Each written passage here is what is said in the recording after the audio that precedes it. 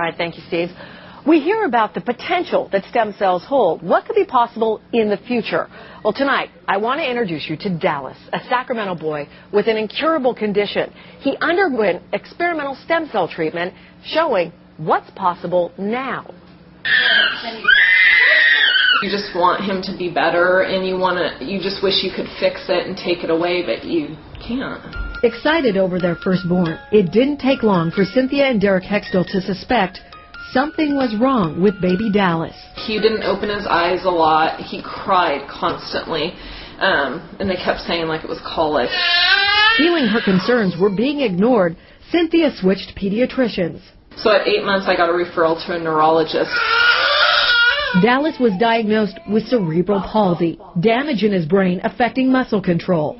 He now sees up to 6 therapists a week. There is no cure, only treatments to help manage the debilitating effects.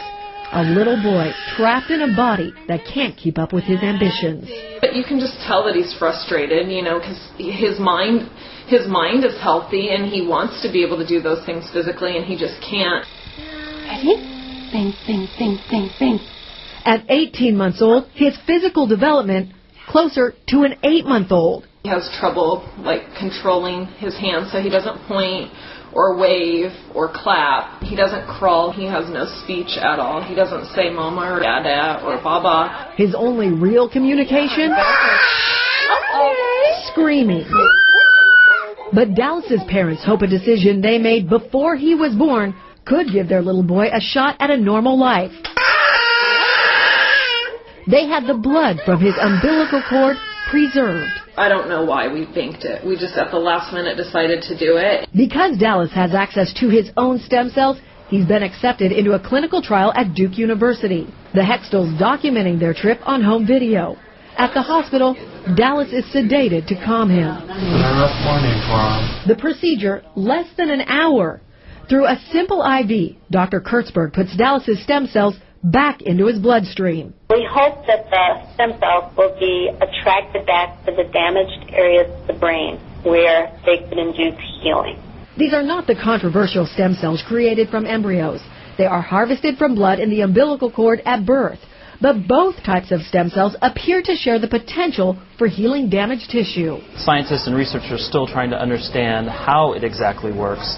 And that's part of the excitement of the research that's going on. Insurance did not cover the experimental treatment, estimated at $12,000. Following the procedure, Dallas was brought back home.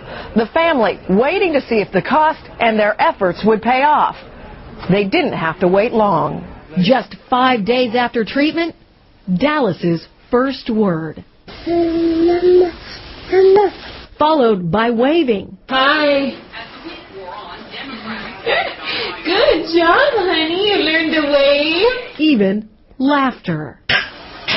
That's the best feeling in the world, is to hear your little kid laugh, and he'd never laughed before. Because it was a very quick and obvious change. Another one in.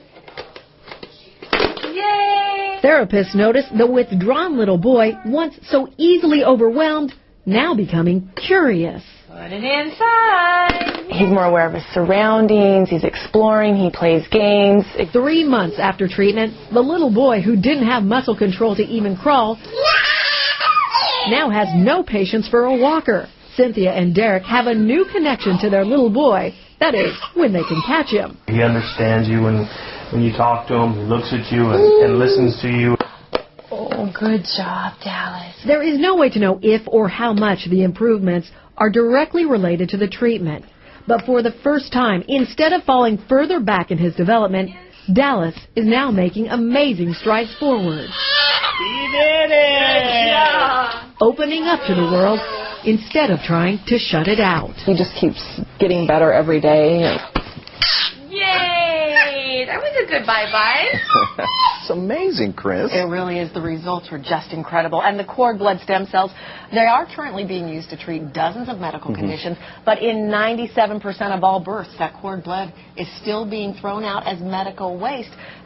research is just beginning to unlock the potential of these stem cells, but most times it's being discarded. Yeah, being discarded. You know, I am really surprised that a lot of young couples aren't taking advantage of this, freezing the umbilical cord and using it later. I mean, why aren't they doing that? A lot of people just don't know about the potential that it holds, and there is some expense. It's $2,000 initially if you want to bank it to have it preserved, and then you have to pay $100 annually for maintenance. But you can also donate it. But a lot of people, it's one of those things, you're expecting a new child, and it's just, it seems like another expense, and a lot of people just don't know that much about it. Yeah, it may be worth it. Okay, great piece there, Chris. Thank you.